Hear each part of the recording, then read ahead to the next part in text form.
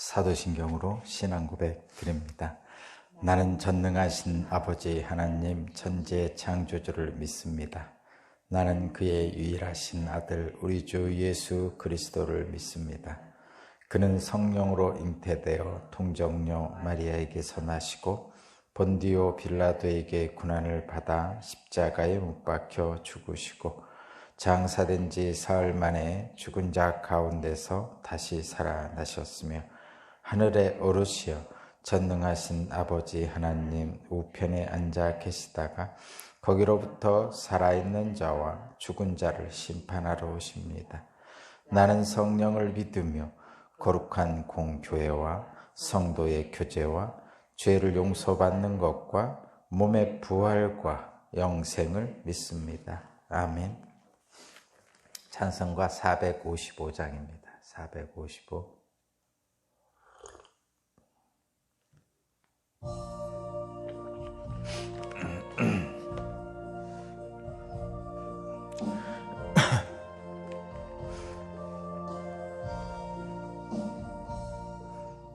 주님의 마음을 본받는 자, 그 맘에 평강이 찾아오면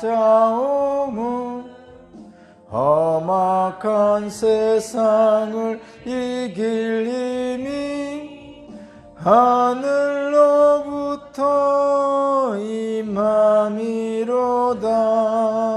주님의 마음 본받아 살면서 그 거룩하신 나도 이루리. 주 모습 내 눈에 안 보이며 그 음성 내 귀에 안 들려도 내 영혼 날마다 주를 만나 신령한 말씀 늘 배우도다. 주님의 마음 본받아 살면서 그 거룩하신 나도 이루리. 가는 길 거칠고 험하여도 내 맘에 불평이 없어짐은 십자가 고난을 이겨내신 주님의 마음 본받음이라. 주님의 마음 본받아 살면서 그 거룩하신 나도 이루리. 주 예수 세상에 다시 오시 그날의 무성도 변화하여 주님의 빛나는 그 영상을 다 함께 보며 주 찬양하리. 주님의 마음 본받아 살면서 그 거룩하신 나도 이루리. 아멘. 아멘.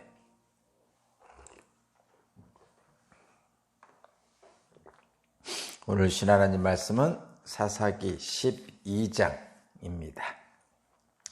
사사기 12장 1절에서 15절입니다. 사사기 12장 1절에서 15절까지 말씀을 제가 봉독하겠습니다. 에브라임 지파 사람이 싸울 준비를 하고 요단강을 건너 사본으로 와서 입다에게 말하였다. 너는 왜 암몬 자손을 치러 건너갈 때에 우리를 불러 같이 가지 않았느냐? 우리가 너와 내 집을 같이 불태워버리겠다. 그러자 입다가 그들에게 말하였다. 나와 나의 백성이 암몬 자손과 힘겹게 싸울 때에 내가 너희를 불렀으나 너희는 나를 그들의 손에서 구하여 주려고 하지 않았다. 너희가 구하러 오지 않는 것을 보고 내가 목숨을 걸고 암몬 자손에게 쳐들어가니 주님께서는 그들을 나의 손에 넘겨주셨다. 그런데 어찌하여 오늘 너희가 이렇게 올라와서 나를 대항하여 싸우려고 하느냐?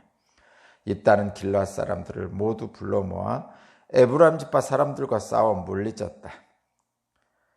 에브라임 사람들은 평소에 늘 길르앗 사람들을 보고 너희 길르앗 사람은 볼로 에브라임에서 도망친 자들이요 에브라임과 므낫세에 속한 자들이다 하고 말하였다. 길르앗 사람들은 에브라임 사람을 앞질러서 요단강 나루를 차지하였다. 도망치는 에브라임 사람이 강을 건너가게 해달라고 하면 길르앗 사람들이 그에게 에브라임 사람이냐고 물었다. 그가 에브라임 사람이 아니라고 하면 그에게 시볼렛이라는 말을 발음하게 하였다. 그러나 그가 그 말을 제대로 발음하지 못하고 시볼렛이라고 발음하면 길르앗 사람들이 그를 붙들어 요단강 나루터에서 죽였다. 이렇게 하여 그때에 죽은 에브라임 사람의 수가 42,000이나 되었다. 길르앗 사람 입다는 6해 동안 이스라엘의 사사로 있었다. 입다는 죽어서 길르앗에 있는 한 성읍에 붙였다. 그뒤에 베들레헴의 입산이 이스라엘의 사사가 되었다. 그에게는 아들 30명, 딸 30명 있었는데 딸들은 다른 집안으로 출가시키고 며느리들도 다른 집안에서 30명을 데려왔다. 그는 7해 동안 이스라엘의 사사로 있었다. 입산은 죽어서 베들레헴에 묻혔다. 그 뒤에 스불론 사람 엘론이 이스라엘의 사사가 되었다. 그는 10년 동안 사사로 있으면서 이스라엘을 다스렸다. 스불론 사람 엘론은 죽어서 스불론 땅에 있는 아얄론에 묻혔다. 그 뒤에 베라돈 사람 힐렐의 아들 압돈이 이스라엘의 사사가 되었다. 그에게는 40명의 아들과 30명의 손자가 있었는데 그들은 나귀 70마리를 타고 다녔다. 그는 8해 동안 사사로 있으면서 이스라엘을 다스렸다. 비라돈 사람 힐렐의 아들 압돈은 죽어서 아말렉 사람의 산간지방에 있는 에브라임의 땅 비라돈에 묻혔다.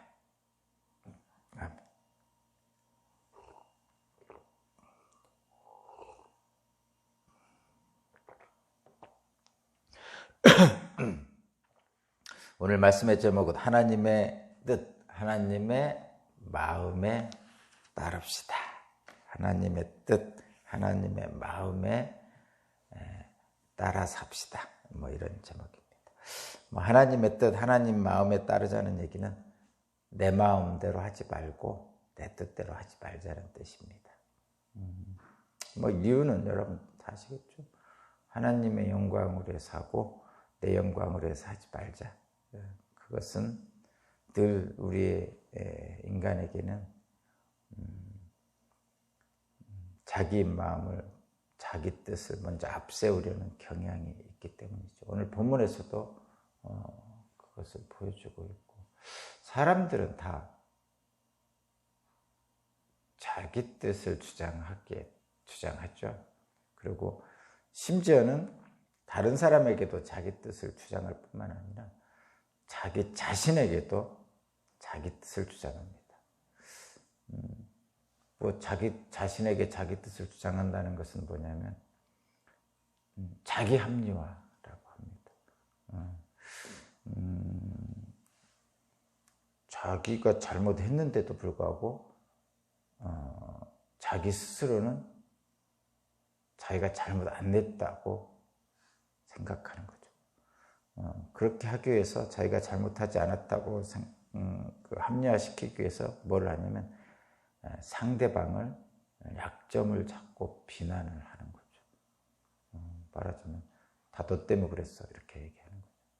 네가 그렇게 했으니까 내가 이렇게 했지 이런 얘기입니다.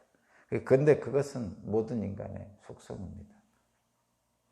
인간만이 그런 게 아니고 모든 생명체의 속성이죠.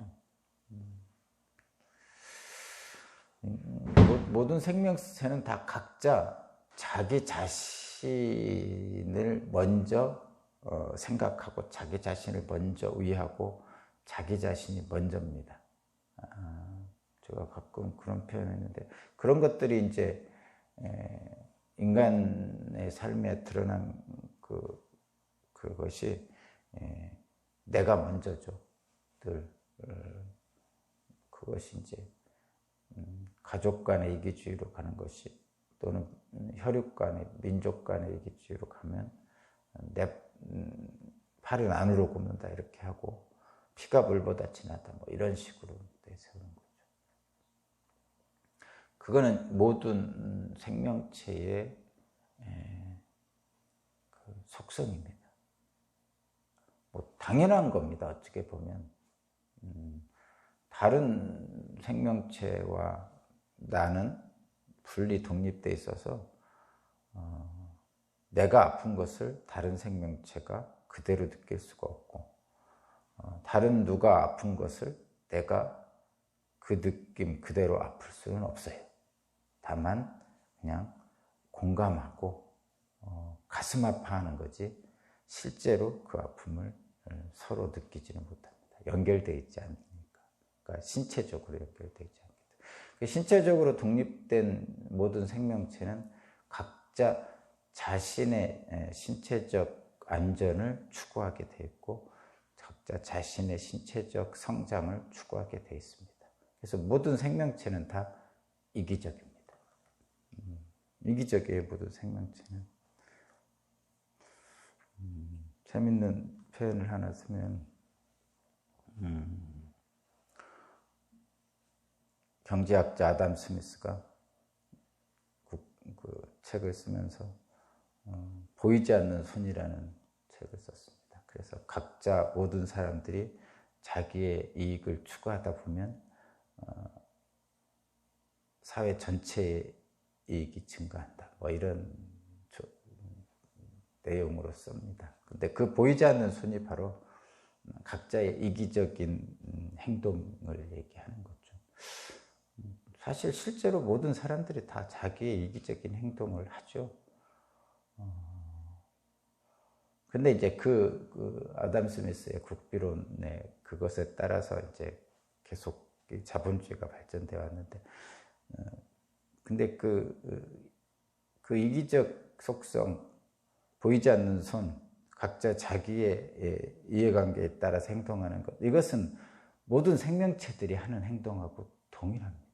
그러니까 모든 생명체는 자기 자신을 생존하고 보존하고 성장하는 데 최선을 다합니다. 저희 주변에 보면 잡초들 그렇고, 또 잡초뿐입니까? 사과도, 사과나무도 그렇고, 또 꽃들도 그렇고, 뭐 일반 풀들도 그렇고, 잡초도 그렇고, 우리가 알든 모르든 주변에 있는 모든 그 식물들도 다 자기 자신을 살아남기 위해서 최선을 다하고 막 엄청나게 성장하려고 애를 쓰죠. 그러다 보면 수풀이 우거지고 산이 되고 뭐 이렇게 하게 되겠죠. 물론 거기에서 자기 자리를 차지하지 생장 조건에서 도태돼서 차지하지 못한 것은 좀 작아질 거고 강에서 좀 이렇게 차지하는 그 식물들은 주도적인 식물이 되겠죠. 그래서 농사질 때 농부들이 원하는 식물을 남겨두고 나머지 풀들은 다 제거하는 거죠. 그렇게 해서 원하는 농작물을 얻는 겁니다. 동물들도 마찬가지죠. 각자 살아남기 위해서 최선을 다하는 거죠. 동물의 왕국이라는 다큐멘터리를 봐도 마찬가지입니다. 근데 절묘하게 모든 식물들도 그렇고 동물들도 그렇고 생명체들은 다 각자의 생존을 위해서 이기적으로 최선을 다합니다. 근데 그 과정 속에서 절묘하게 이 자연은 조화를 이루고 있습니다. 생명체들이. 무생물도 마찬가지죠. 지금 저는 생명체, 동물, 식물, 뭐 모든 생명체를 얘기했는데 무생물도 마찬가지죠. 뭐 땅, 흙, 돌, 언제는 산이었다가 다시 언제는 이렇게 시간이 오래 지나면 평지가 되기도 하고, 또 평지였던 곳이 하천이 되기도 하고 강이 되기도 하고 이렇게 합니다. 오랜 시간을 놓고 보면. 심지어는 아주 고생대까지, 아주 오래전까지 하면은 지구의 땅이 왔다 갔다 했다고 그러잖아요. 지구의 땅이 지금에 있는 땅처럼 되어 있지 않다고 그럽니다. 그렇듯이 땅도 변화를 합니다. 근데 이거는 무생물적인 변화고 어쨌든 계속 있는 것이죠. 근데 전체적으로 보면 하나님이 이 모든 세상을 창조하셨습니다. 하나님이 모든 세상을 창조하셔서 무생물에게는 있으라고 했죠. 빛이 있으라 해서 빛이 있는 겁니다. 그래서 그냥 있는 거죠. 존재하는 거예요. 그 다음에 모든 생명체에게는 생육하고 번성하라 그러셨죠. 그래서 모든 생명체는 각자 생육하고 번성하는 겁니다. 그것이 하나님의 법칙이죠. 하나님의 법칙, 아담 스미스의 보이지 않는 손과 비슷하죠. 보이지 않는 손, 하나님의 법칙이 무생물에게까지 적용되고 우리 눈에는 움직이는 생명들, 모든 생명체에게 적용이 되죠. 근데 절묘하게도 그 모든 일들은 조화를 이루고 있습니다. 비록 더 이기적으로 더 강하게 생존하고 성장하는 풀들이 지배적인 종이 되고 또 더 지배적인 그 동물이 또 더 많이 번식하고 이렇긴 하지만 결과적으로 보면요, 누구 하나가 완전히 지배하는 식물도 없고 누구 하나가 완전히 지배하는 동물도 없습니다. 보이지 않는 손에 의해서. 그러니까 하나님의 법칙에 의해서 보면 열대지방은 열대지방 나름대로, 뭐 온대지방 온대지방 나름대로, 한대지방은 한대지방 나름대로 동물과 식물들이 조화를 이루고 살고 있어요. 보이지 않는 미생물에게까지 그렇게 돼 있죠. 균류라든가, 심지어는 생명체와 비생명체의 중간이라고 하는 이 바이러스까지 다 각자의 살기 위해서 몸부림치는 그 보이지 않는 법칙, 보이지 않는 손, 하나님의 법칙에 따라 그렇게 하고 있죠. 심지어는 코로나19도 그렇다고 그러죠. 코로나19도 계속 변이 바이러스가 나타나는 이유는 더 많이 자기들이 번성하기 위해서 변이 바이러스가 자꾸 나온다고 그럽니다. 그러니까 이제 백신이 나오면 또 백신에 대항하는 변이 바이러스 나오고 그렇게 한다는 거죠.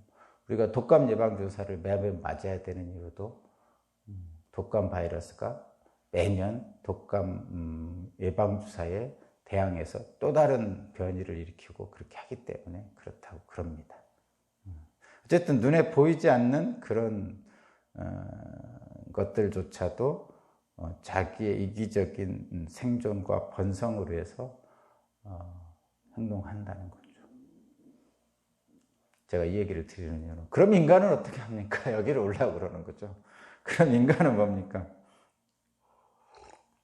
하나님이 있으라 해서 세상에 있는 뭐 지구라든가 이런 땅이라든가 하늘이라든가 이런 무생물이 존재했고 하나님이 생육하고 번성하라고 모든 동식물에게 명령하셨죠. 저와 여러분들은 모든 동식물에 해당이 되죠. 인간도 동물, 움직이니까 동물이라고 합니다. 움직일 동자. 동물에 해당이 됩니다, 일단. 그래서 동물적인 명령을 받았어요, 하나님께. 그래서 인간도 생육하고 번성해야 됩니다. 그래서 다른 동식물들을 지배하죠. 그리고 인간이 먼저 생육하고 번식하려고 합니다. 그것은 인간 존엄성 내지는 인간 존엄성이나 만물의 제왕 뭐 이런 표현으로 쓰죠. 모든 생명체의 제왕이다. 이런 표현이죠. 만물의 왕. 그런 역할을 실제로 하고 있죠. 가장 똑똑하고 한편은 지혜롭고 그렇게 하기 때문에. 근데 하나님께서 그런 그 동식물에게 준 생명체에게 준 그 생육하고 번성하라는 그 명령은 우리 인간들에게도 동일하게 줬기 때문에 그 보이지 않는 손에 의해서 각자 이기적으로 생존하고 번성하려고 합니다. 그것이 우리들에게 있습니다. 그런데 인간은 동식물과는 다른 또 다른 하나님의 명령을 받았죠. 생육하고 번성하라 해서 정복하고 지배하고 다스리라 라는 명령을 하나 더 받았습니다. 그리고 인간은 특별하게 정복하고 지배하고 다스리라는 이 말씀을 주시면 명령을 주시면서 그 명령에 합당한 능력을 주셨어요. 그게 뭐냐? 하나님의 형상을 담도록 하나님의 영을 부어주셨죠. 그래서 하나님의 형상, 하나님의 성품, 하나님의 영에 따라서 지배하고 정복하고 다스리는 일을 하게 됩니다. 그래서 하나님의 영에 따라서, 하나님의 성품에 따라서, 하나님의 형상에 따라서 지배하고 정복하고 다스리는 것이 어떻게 하는 겁니까? 하나님은 사랑이시죠. 늘 우리가 제일 좋아하는 하나님의 성품이 하나님은 사랑이시답니다. 그러면 하나님의 형상을 닮은 우리는, 하나님의 성품을 닮은 우리는 하나님은 사랑이시다라고 표현한 것처럼 우리도 사랑으로 지배하고 정복하고 다스리는 거죠. 하나님이 만드신 이 세상을 거기까지 가는 거죠. 그래서 우리에게는 있으라 하는 생존의 명령과 생육하고 번성하라는 명령과 또 하나는 청지기 명령이 함께 있는 거죠. 마지막 청지기 명령은 하나님께서 우리에게 이 땅을 하나님 대신에 돌보라는 명령. 그 명령은 하나님의 성품으로 돌보라, 사랑으로 돌보라 이렇게 합니다.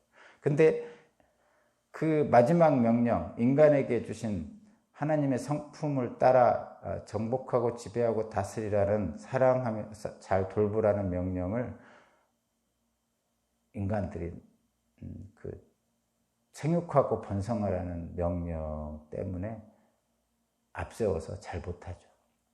그러니까 무생물에게 준 있으라는 생존 명령, 모든 생명체에게 준 생존하고 번성하라는 이기적인 명령, 우리 인간에게 주신 하나님의 성품을 따라 지배하고 정복하고 다스리라는 그 청지기 명령이 있는데, 우리 인간은 세 가지를 다 받았는데 세 번째 명령을 따라야 함에도 불구하고 두 번째 명령이 우리 앞에 우선적으로 놓여 있는 거죠. 그래서 생존하고 번성하려는 욕망 때문에 세 번째 하나님의 명령을 자꾸 어기게 되는 거죠. 뭐 굳이 얘기한다면 세 번째 명령을 어기고 두 번째 명령을 우선시하는 것이 타락입니다. 소위 말해서 타락. 이기적인 자기 욕망에 따라서 생육하고 번성하려는 것이 타락이고, 하나님의 명령에 따라서 사랑으로 돌보는 것이 영적 성숙이죠. 그렇게 생각하시면 됩니다. 그래서 하나님의 뜻에 따라, 하나님의 마음에 따라 살아야 됨에도 불구하고 우리는 늘 자기 뜻에 따라 자기 마음대로 살려고 합니다.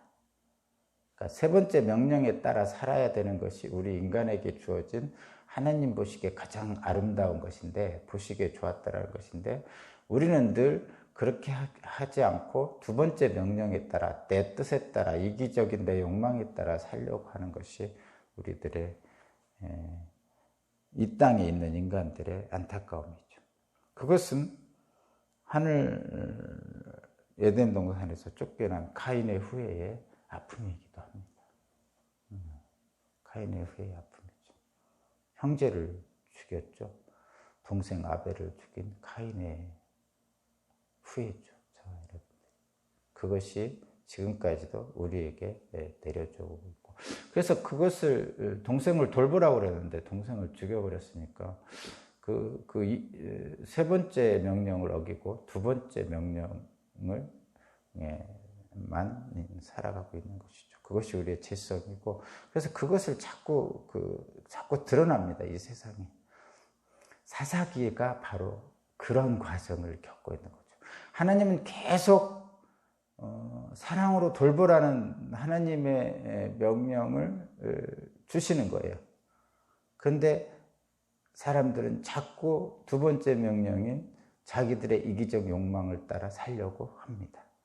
그래서 계속 그 두 명령 사이에서 왔다 갔다 하는데 결국은 두 번째 명령, 이기적 욕망이 자꾸 승리하는, 이기적 욕망의 세 번째 하나님의 청지기 명령이 자꾸 작아지는, 그래서 점점 타락 속으로 빠져들어가는 것이 사사기입니다.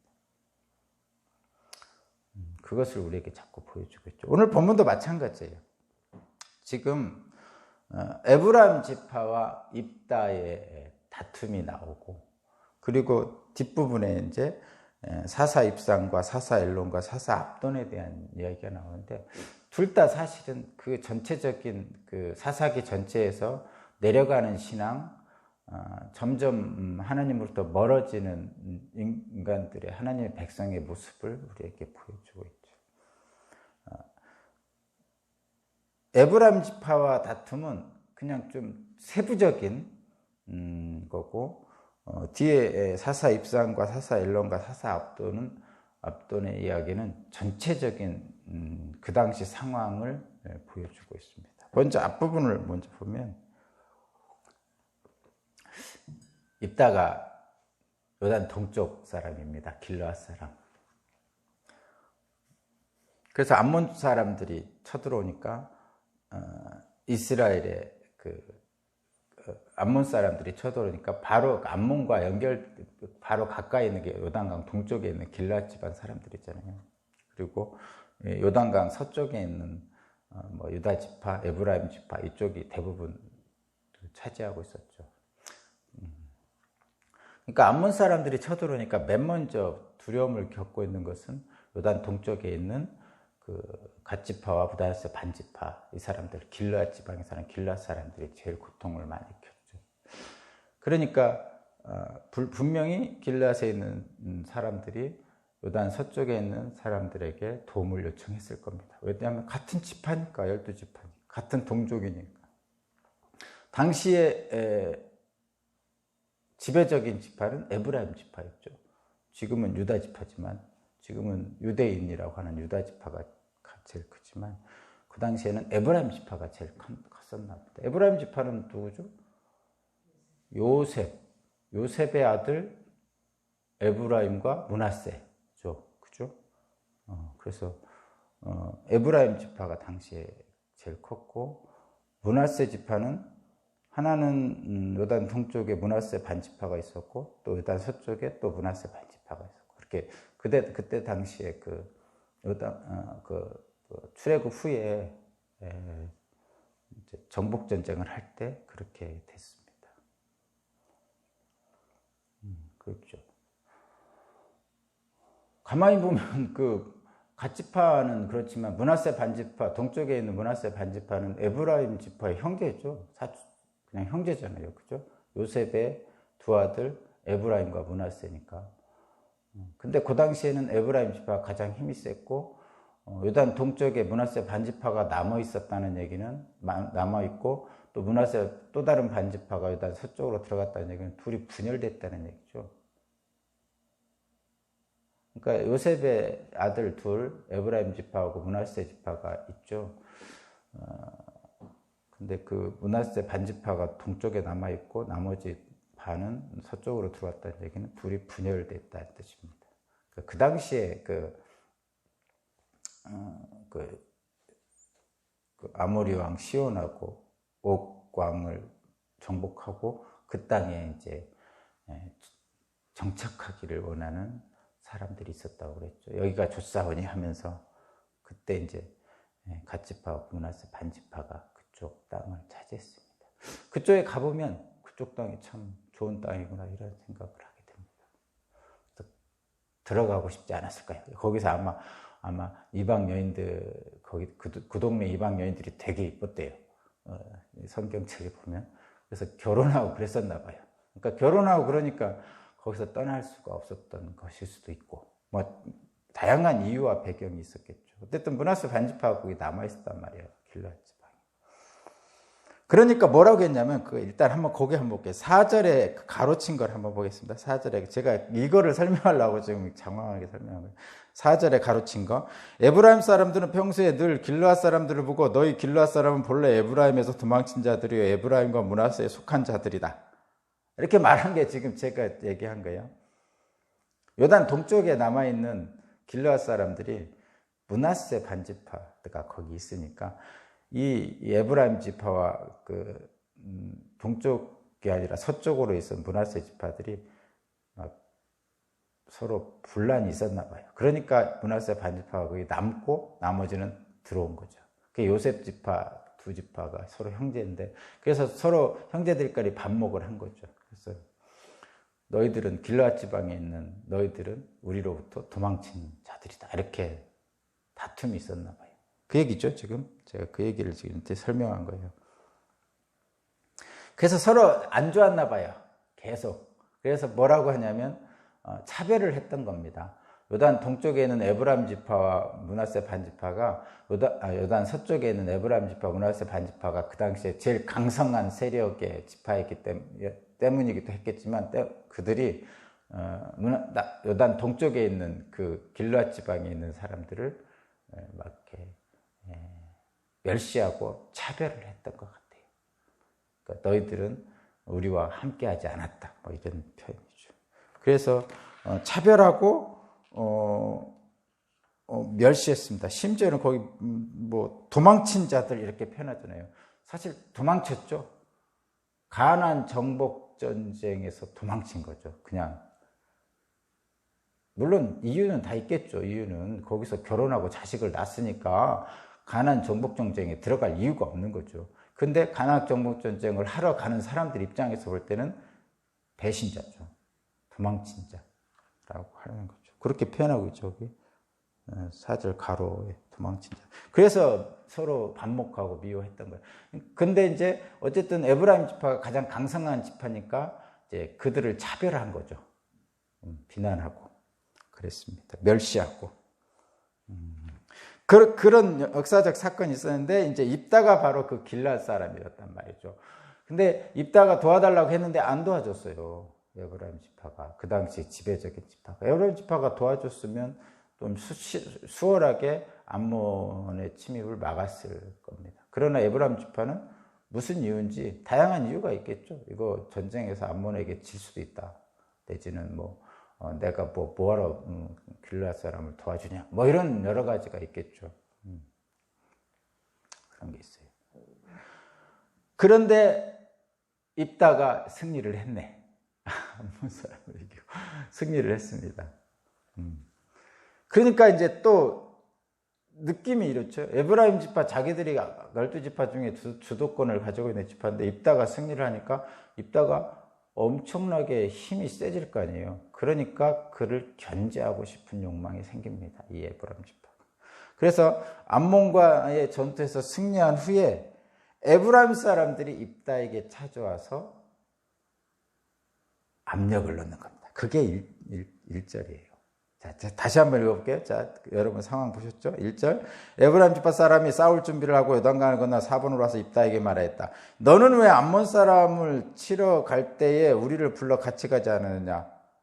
우리가 너와 네 집을 불태워버리겠다 하고 막 협박을 하는 거죠. 그런데 2절 보니까 입다가 말하였다.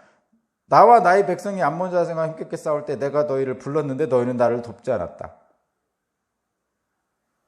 이렇게 했잖아요. 지금 불렀다는 얘기죠. 근데 안 도와줬어요. 그런데 지금 와가지고 왜 안 불렀느냐고 항의하는 거죠. 근데 이 에브라임 지파의 이 모습이 지금이 처음이 아니에요. 거기 8장 한번 봐요. 8장 8장 1절.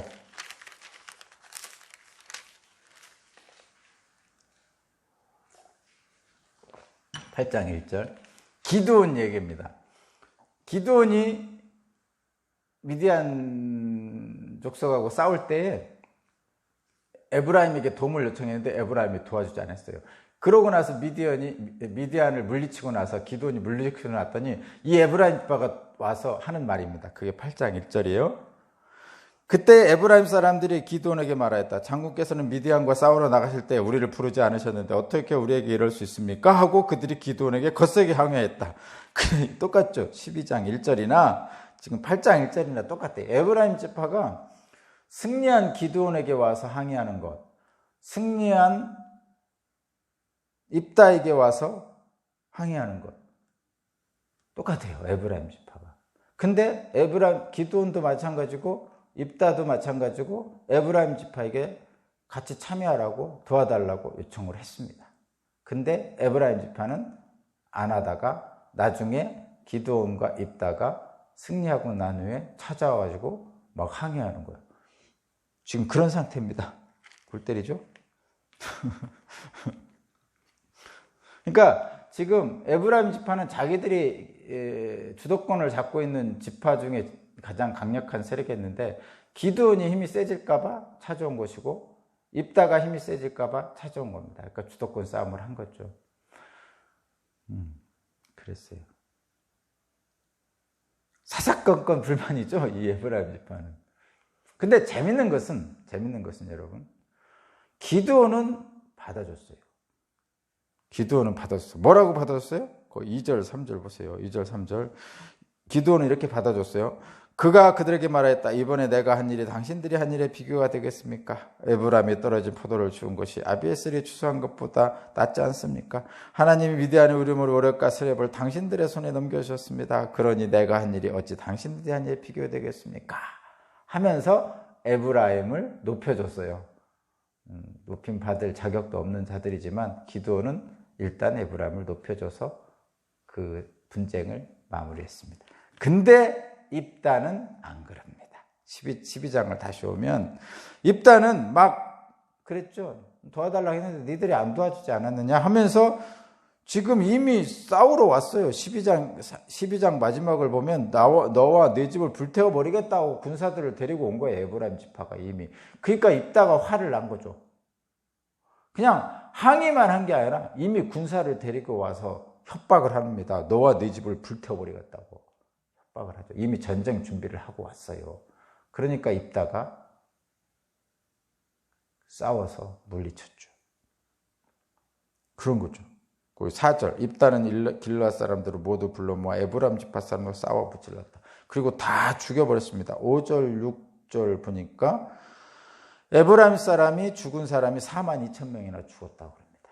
자, 여기에서 여러분 에브라임 지파 사람들이 사사건건, 그러니까 기드온 때도 그렇고 입다 때도 그렇고 자기들을 도와달라고 할 때 도와주지도 않으면서 주도권 싸움하러 나오죠. 승리하고 난 이런 사람 꼭 있죠.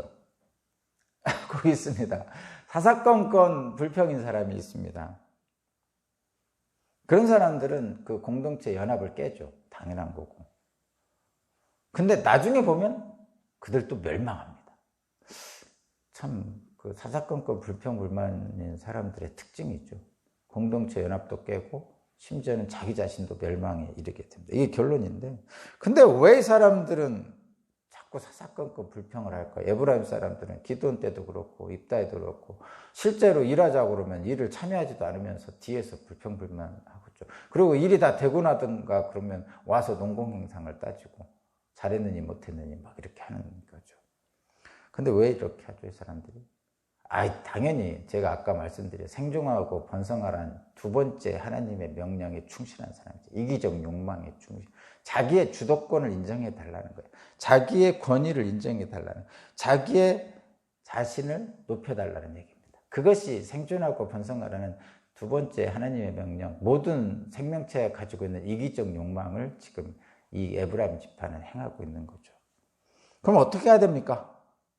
그런 사람들과 만나면, 사사건건 불평을 하는 사람들을 만나면 어떻게 해야 됩니까? 오늘 저 기드온과 그 입다의 방향이